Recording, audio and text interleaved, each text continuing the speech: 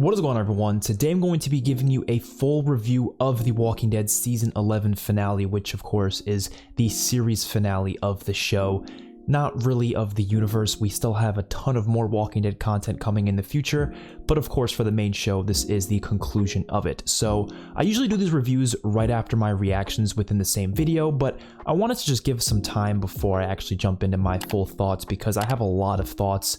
And although my reaction, if you didn't check it out, I definitely suggest going to check it out. I had a really emotional reaction to the episode, and although I perceived to be absolutely loving every single second of the episode in the reaction, there are still some criticisms I could give with this episode. Does not take away the effect it had on me though. This is still, in my opinion, a perfect finale. It did exactly what I wanted it to do for the final episode, given the situation that they were put in. Obviously, if I could rewrite the whole show and have a different finale, I would. But given the situation that we had leading up to this episode, I think it was the perfect thing they could have done with what they were given. But with that being said, I still have some criticisms, and we're going to talk about that in this video, along with all the things I loved. As we always do, we do the positives, we do the negatives, and then we give it a rating out of 10. So starting off with the positives, I loved this episode. Clearly paid homage to a lot of prior things in The Walking Dead. Even if it was a little thing, I think it added a lot to the episode. So, for example, Daryl mentioning Merle, like, it was just a small thing, but it added a lot to the episode because it's just something we haven't seen for a while. Obviously, Merle hasn't been here since season 3, and Daryl hasn't really mentioned him that often since season 3. So it's just nice to have that moment in the finale to kind of pay homage to older seasons, even just little Easter eggs that just kind of call back to things like the Walker using the rock to break down the glass, getting into the hospital. Very clearly was an homage to season 1, episode 2, with the Walker using the rock to break in through the building that they were hiding in Atlanta. So I love that a lot. Obviously, the hospital location itself, I mean, the show started in a hospital, right? That's where Rick first woke up. So to have the finale be in a hospital for a bit of the episode, I think was just a great place for everything. I absolutely loved how that all played out. They kind of paid homage to Glenn as well by having that whole scene with Maggie talking about Glenn and, you know, how much she misses him and what Negan did to her, how that affected what Negan did to Glenn, how that affected Maggie and her kid and everything like that. Like, all these things just bringing back older moments, I think was just perfectly handled. And then they do like montages later on, like towards the very end of the episode and even a little bit before that. They have like a full-on scenes with just montages of the entire series, and I think they were just really caring to this series as a whole. I always get annoyed when they kind of forget about old stuff that happened and they don't really focus on things that they were building up in the past. So it is always nice to see these certain things mentioned, and just even if it's just a montage of old clips, that's enough to make me feel like they're respecting the show as a whole and not just forgetting about the past. Even though they've been through many showrunners, many writers and everything like that, they're still paying respects to everything the show has done up until this point. So I absolutely loved how they handled everything there. Rosita's death, I think, was actually one of the best deaths in the show. There are a couple things about it I wasn't crazy about, and I'll talk about that in my negatives, but the death as a whole was honestly one of the more emotional deaths. I think the reason it was so emotional is not necessarily because of the character herself. I love Rosita as a character, I really, really do, but I don't think I would normally get this emotional over her death like I did during her death. I think the reason that happened is because we haven't had a death in so long. Like, I haven't felt this emotional for The Walking Dead since like season 8, and I mean, because we haven't had many deaths since then, like when you really think about it. And the deaths we have had have been really quick deaths where you don't really get time to be sad about it. Look at like Jesus, right? His death was really quick. He wasn't like a big character or anything really, but still, quick death, really no time to be upset about it. The Pikes, again, quick, not really much time to be upset about it. Then you got, you know, Sadiq's death, like quick, not much time to be upset about it. Again, but they're not even big deaths in the first place. So like Rosita felt like the first major death we've had in so long. I'm going to say since Carl. And it really did impact me. Like it was so sad. I mean, there's a lot of characters there who really cared for her. So you get to see all their reactions and everything like that. I think it was handled very well. And it was a great way to send off that character, and perfect person to choose for the character who's going to die in this episode. A lot of people were saying they wanted more people to die, and I agree. I would like more people to die this whole season as well as in like season 10, but I'm not going to say I want a bunch of people to die just in the finale. If they just didn't kill off like anyone this whole season and then they just throw like 3 or 4 main deaths in the finale, I would despise that. That would feel so like just rushed, and it would just take away from the deaths of each of the characters. I like when the deaths are kind of spaced out a little bit. just throwing them all in the same episode just because it's the finale, that would have been terrible. So I'm glad they only did Rosita as a main death, and then of course Luke and Jules, and I guess who else died? I'm honestly forgetting who else died. I think there was another minor character, but no one really major other than Rosita. And I think Luke's death was actually really good. The way the whole group was there, the way they had everyone there who was friends with him back from season 9 when they first came to Alexandria. And it was just nice to see them all there, and it was really sad and emotional the way they were crying. The acting was amazing. The acting this whole episode was amazing, if I'm going to be completely honest. I love how Gabriel finally redeemed himself for what he did back. Well, we didn't see it happen, but we heard about it back in season 5 when he did not let the different people, for the church members, he didn't let them in the church when there was walkers outside and they got killed. And so I guess some of them lived because remember they were writing on the back of the church, "You'll burn for this," and he felt guilty about it. He felt guilty about what he did, and all these people hated him for it because he let people die. He was too cowardly to let them in. So him being the one to open the gates for the residents to come in, I think that was just beautifully written. I think that was one of those things that really full circled his character arc and made him one of the best characters in the show just because he has that completed character arc. I think it's just absolutely perfect. Negan saying sorry to Maggie was a beautiful scene. I teared up in that scene. It really just was building up to that for so long. I just wanted him to finally say it, and he finally did, and I absolutely loved it. And then I loved how Maggie had that conversation back with him. She said, you know, I can't forgive you, but I'm trying to stop. I'm trying to not hate you anymore. Like, I really loved how that was all worded. The dialogue was impeccable and the acting was amazing as well. And I'm usually not like cheering on the dialogue this season because there was a lot of moments where I haven't loved the dialogue, but that scene was incredible. The dialogue was solid. I also loved how we finally got some sort of a wrap up with the Negan and Judith thing, because they had this little like thing going on in like season 9 where they were like kind of back and forth. Like in the one episode, she caught him leaving, and you know he took the compass or whatever, and she was like, you can keep it. And they had that little thing where it was almost like he was like an uncle to her, kind of like that was what it felt like. And they kind of forgot about that after season 9. Like we never went back to it. So I'm glad they did that little moment where he returned the compass. I thought that was really, really good. And I like how Lydia was the one to return it as well, because she also had a little back and forth with Negan in season 10. So I like how they're just bringing back these different character interaction stories that kind of got forgotten about, and they're giving it some sort of a wrap up. They wrapped up a lot in this episode. So I think that's really awesome how they're able to do that with so many different characters. Even just stuff like Magna and Yumiko, they were able to wrap up their story by having them actually get back together, which they weren't together for probably at least a season and a half. So it was just nice to see that for a lot of different characters. It wasn't just, you know, a couple. They did that for a ton of characters. I also think giving Pamela mercy and not killing her was actually the best move they could have done for the story, because I know a lot of people probably preferred if she just got shot by one of them, but the thing is that just would go against Carl's wishes. You know what I mean? That would kind of go against the whole point of his death, where he was trying to get everyone to stop being so uncivilized. He just wanted people to go back to how civilized communities are. His idea of the future was not like just killing people when they do something wrong. It's more about like, you know, going through systems like you do in real life with, you know, judges and everything like that, but obviously without all the stuff, shady stuff going on in Commonwealth. So if they just killed her, it would have gone against that, and I think I would have hated that, and I think it would have made no sense. So I'm glad they didn't do that. I'm glad they actually gave Pamela mercy and put her in prison. It was definitely way more fitting than it would have been if someone just shot her in the head. Unless it was like a character who has no connection to Carl, then I would have been fine with it. Like if some random person, Commonwealth, was just like, nah, fuck you, Pamela, and just shot her, that I think I would have been okay with it at that point, maybe. But nah, even then I wouldn't. It fits better with the finale ending for them to not kill the enemy. It fits so much better. It's what happened with Negan, and it just fits great here as well. If the characters were at the same mental state they were in season 5, that's a little different, but they're not. They're different now. I think this fit way better. I love how they had that scene where they were eating at the dinner table, because it was kind of calling back, another callback as well, to the vision that Rick had of them all eating at the dinner table happily, you know, in the future, and where they had Glenn, Abraham, and everyone was there eating dinner, and they kind of had a scene just like that, but, you know, obviously with less characters. And I think that was paying homage to that, and it made perfect sense for the ending to have that.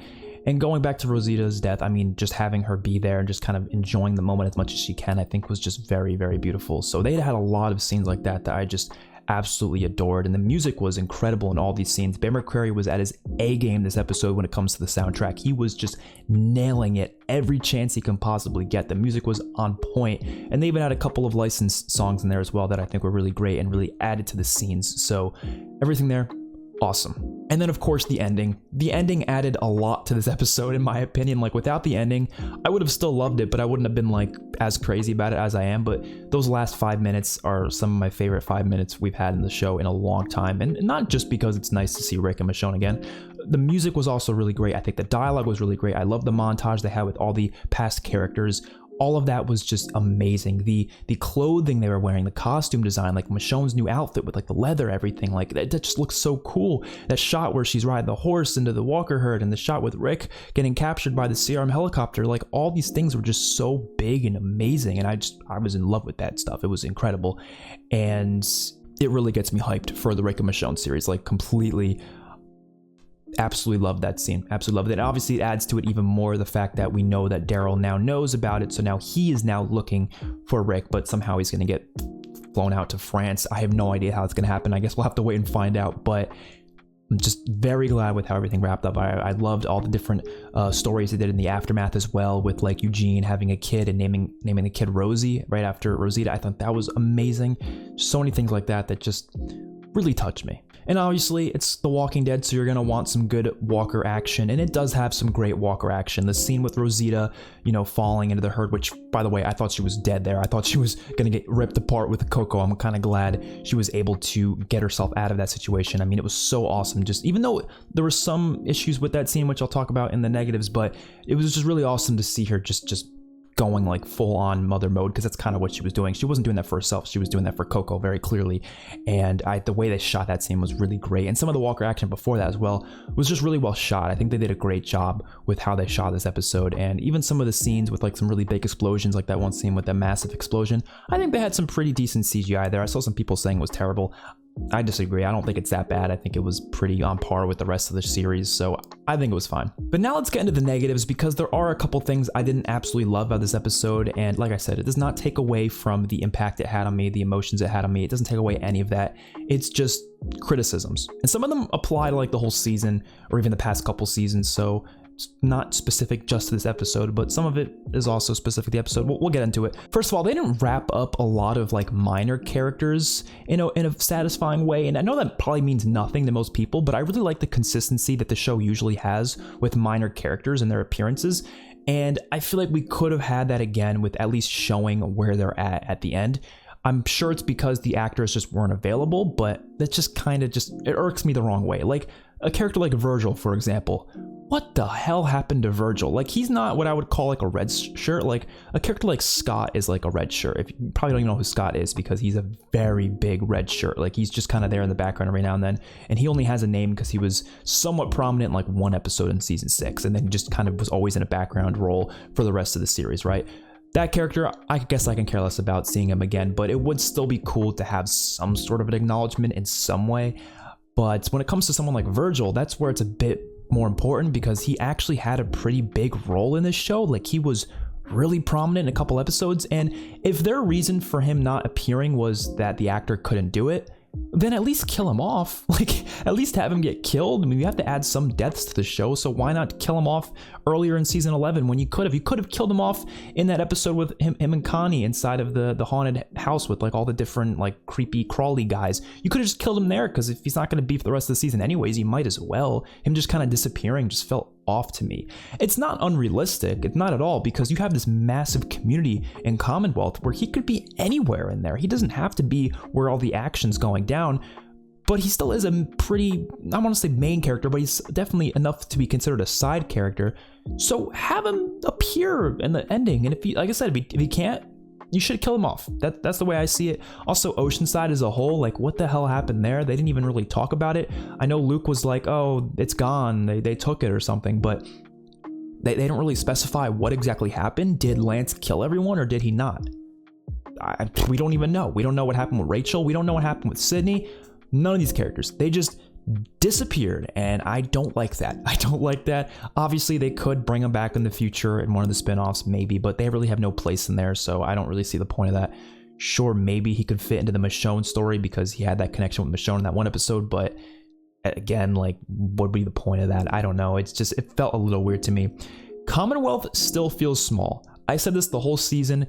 It's a 50,000 person community, yet we see maybe like 100 people in it. Like, you know, it just does not feel like there's that many people in the community. And I know there's just focusing on the little area of it, but that begs the question, what the hell's going on in the rest of the community? What does the rest of the community think about Pamela? What does the rest of the community think about the soldiers? What does the rest of the community feel about all these different issues that are going on in the series?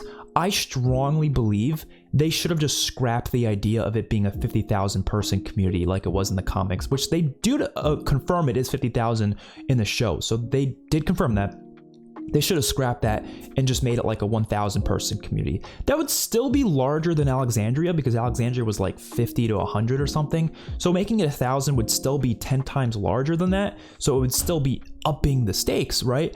But it wouldn't be this completely far-fetched idea of it being 50,000 when we never see anything close to like maybe even 1,000. I don't think we've ever even seen more than like 100 people on screen at once in these different episodes. We see this little area of it too. We never get to explore the areas. It's always just that little town area. And then in this last episode, we saw the estates. And that's like it. We saw the gate in last episode as well. So like we barely see anything. It just feels so small. In this episode, again, it felt kind of small. And I was like wondering what the hell's going on in the rest of the community. I want to know. I'm curious.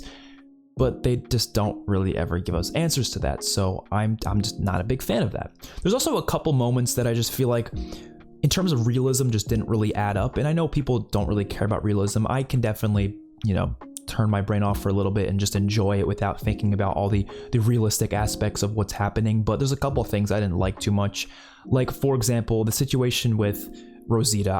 I mean, I love that scene. It was awesome, but I just don't believe that she could have fell from that height, land on her back, still be okay enough to just shoot right back up and not have a single walker. Like, I know she got bit, but like she didn't get bit on the floor there. Realistically, those walkers should have been on top of her, like tearing her apart. I think what maybe would have made more sense is if she like crawled under the van that was there and then went around the other side, just like Glenn did with the dumpster. I think that would have made more sense. But the fact that she just like shot up and like the walkers felt like they weren't even trying to get her, I didn't believe it. It was a really awesome scene, but they could have shot it in a way that maybe made it more believable. You could also see the padding on the floor, which I didn't notice this the first time I watched it. Ever since someone told me, they ruined the scene for me, because now every time I watch it, I see that you can see the padding on the floor. You can see her landing on the padding, because obviously they have to make it safe for her, but they didn't even like bother trying to like edit that out or something. I don't know. I hate that happened, because I'm like, it's such a good scene, but I'm like, so that's a little weird. Also, the fact that she never gets sick, really. Like, usually our characters, when they get bit and they're getting close to death, they look terrible. They got sweat running down their face. They're, you know, getting sick and everything like that. It just never looks good. Rosita looked really clean. Like, she looked like she was completely fine. And she just looked kind of mildly tired when she was sitting in the bed when she was dying. I know the reason they did that is because they want it to be a more beautiful death, more peaceful. But that's not realistic. You know, I care about the realism. I want it to feel real, and it's not gonna feel real if she just looks like an angel. You know, she should look like she's about to die. You know what I mean? So, and I think it would have been maybe even more impactful if she did look like she's about to die. I know it would have taken away from that peaceful feel of it, maybe, but I think they could have done it peacefully, regardless of her still looking very, very sick, like she probably should have from being sick with the fever. So that is one thing. And in terms of the Walker action and just action in general, I do think for the finale they could have upped it a little bit more. I kind of don't like how they rushed the whole exploding the walkers thing. They kind of just like shot through that within like 3 minutes, and I just thought it was a little bit rushed. It felt like they just needed to get all the walkers gone. Let's do it really quickly and let's have this big CGI explosion.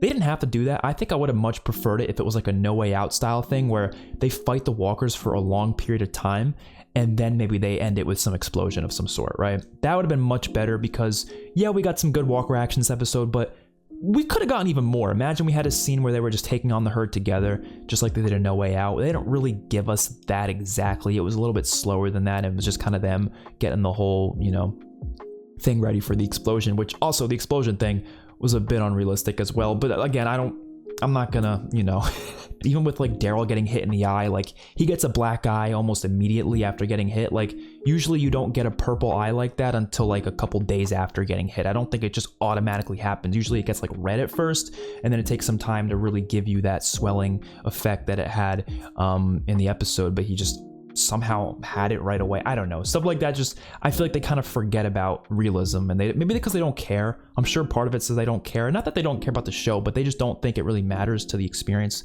that the viewers have. Personally, I think it does matter a little bit, and I think it would add to the show a bit if they at least put more focus into stuff like that. And lastly, the last negative I can say, like I said, love the episode, but it's the last thing I could say.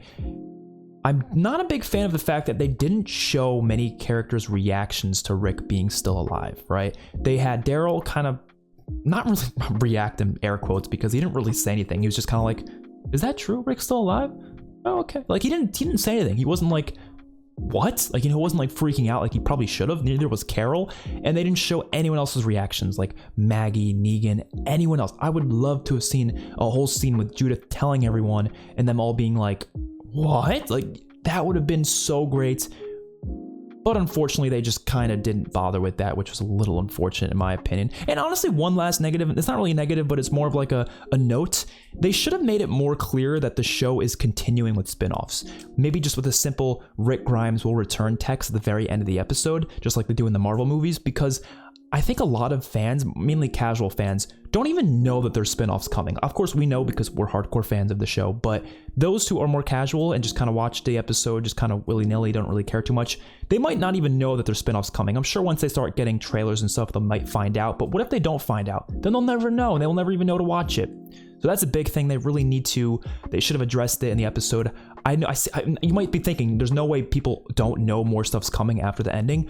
I've already talked to many people on Twitter and TikTok and YouTube comments who don't actually know there's more spinoffs coming. They actually don't know. They said, what a weird ending. Why would they end it like this? They should have brought Rick back for more stuff, because how are we going to see his storyline fit? They don't even know there's spinoffs coming. So they probably should have made it more clear. I think that would have been a better way to like close things out completely. So all in all, I'm going to give this episode a 9.8 out of 10. I know that's a damn high rating because it deserves it. It just gets minus 0.2 just because of those negatives. And the way I see, reviewing things is like, it's about the positives and the negatives and how they counteract each other. You can't just look at the positives or just look at the negatives. So although this episode does have a lot of negatives, the positives are just like off the moon amazing. That's why it's such a high rated episode for me personally. So yeah, I really loved it. I absolutely loved how they finished the season out. Let me know your thoughts down in the comments below. What would you rate this episode? Did you enjoy? Did you think it was a satisfying finale? Don't forget to like the video and subscribe to the channel for more content related to The Walking Dead. I'm not going to stop uploading Walking Dead videos. We still have a lot more to go. We have a ranking of every season. We have a ranking of every Walking Dead universe season. We have a ranking of every episode. We have more videos, even more than that, coming within the next few weeks. So definitely subscribe for that. I will see you on my next one. Peace out.